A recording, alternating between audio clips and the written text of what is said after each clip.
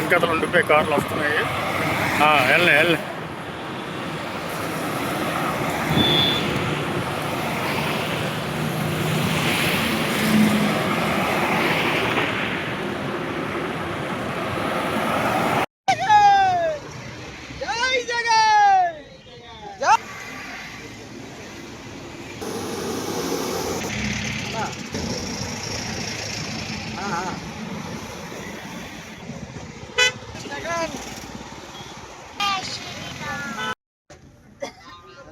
ఇంటి మీద వారి మీద జరిగినటువంటి దాడికి దాన్ని ఖండిస్తూ వారి కుటుంబ సభ్యులందరికీ కూడా సంఘీభావంగా ఉండాలన్నటువంటి ఉద్దేశంతో ఈరోజు ఉమ్మడి విశాఖపట్నం జిల్లా నుంచి పెద్ద ఎత్తున వైఎస్ఆర్ కాంగ్రెస్ పార్టీ శ్రేణులు అలాగే పార్టీలో ఉన్నటువంటి కాపు సామాజిక వర్గానికి సంబంధించినటువంటి నేతలందరూ కూడా ఈరోజు బయలుదేరి చలో గుంటూరు కార్యక్రమాన్ని పిలుపునిచ్చి ఇక్కడి నుంచి బయలుదేరి వెళ్ళడం జరుగుతూ ఉంది.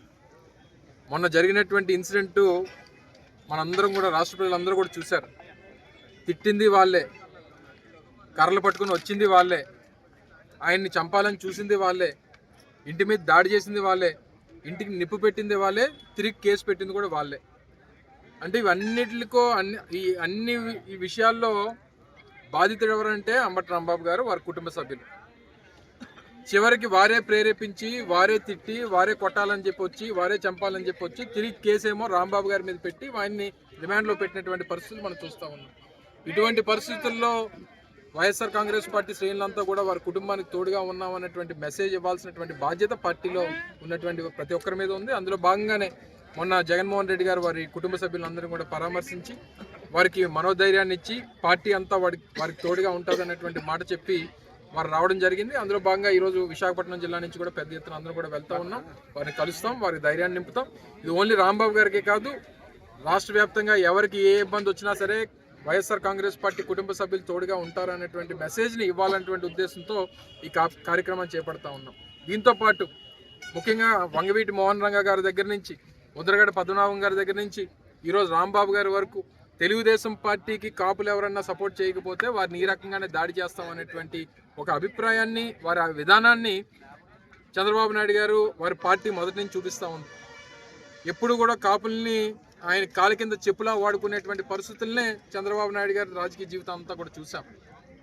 వారికి సపోర్ట్ చేస్తేనే వారి కాపులు, లేకపోతే కాపులు కాదు అన్నట్టుగా, లేకపోతే వారిని హతమారుస్తాం, ఎలిమినేట్ చేస్తాం, వాళ్ళ మీద దాడులు చేస్తాం, కేసులు పెడతాం అనేటువంటి విధానాన్ని ఇప్పటికన్నా మానుకోవాలి. తప్పకుండా వైఎస్ఆర్ కాంగ్రెస్ పార్టీ అంతా కూడా రాంబాబు గారి కుటుంబానికి తోడుగా ఉంటుంది అనేటువంటి విషయాన్ని మరొకసారి ఈ సందర్భంగా ఈ కార్యక్రమం ద్వారా తెలియజేస్తాం. Thank you.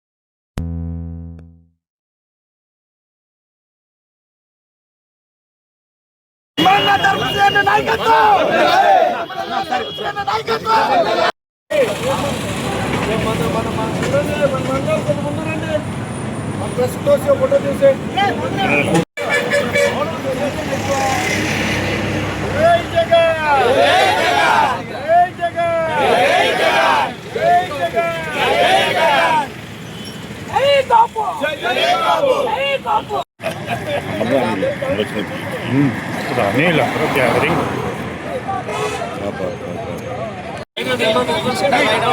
Apa?